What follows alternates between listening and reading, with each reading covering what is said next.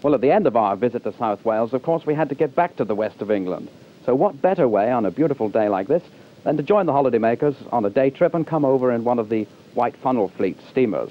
I'm on the end of the pier at Weston-super-Mare now, but we take up the story as we board the steamer, the Bristol Queen, back in Cardiff.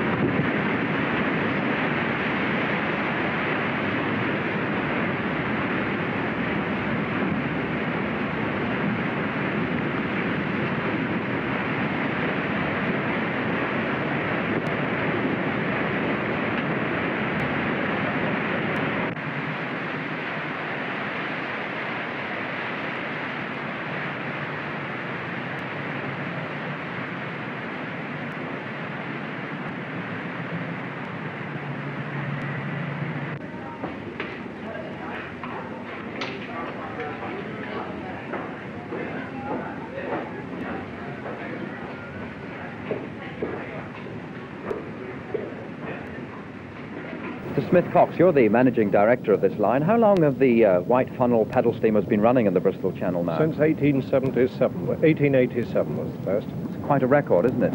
Quite a long time. Any serious accidents in that time?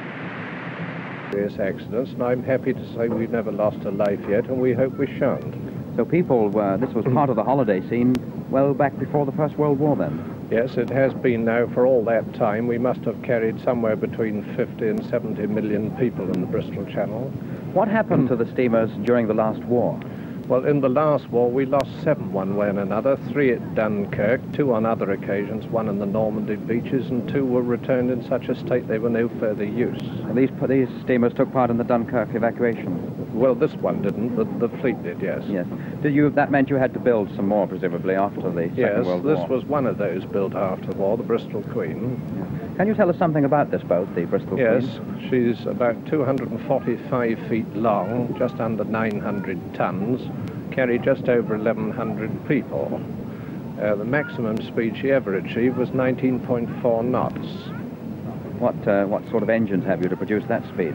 Well, it's produced by steam, and they're oil-fired engines. What facilities have you for people aboard here for a day's trip? Well, there are 2 bars, there's a tea room, there's a restaurant which is open all the time. There are fairly reasonable facilities, I think. Now, paddle steamers seem part of the past somehow. What are your plans for the future? Well, I suppose to some extent they are, but of course the Bristol Channel had peculiar features that made paddles useful for doing the job. But I think in the future one would have screw steamers, and the last ship we introduced was a small screw vessel. You did experiment with a hovercraft, though, last year, didn't you? That is correct, and we are now running it on the south coast, and the intention is to operate a hovercraft service both on the south coast to the Isle of Wight and in the Bristol Channel in due course. These operations are experimental to get the necessary data. What type of hovercraft are we likely to see running across the Bristol Channel? Well, eventually when it comes, one carrying perhaps 24 cars, 200 passengers at the same time, something of that order. When it comes, when will that be?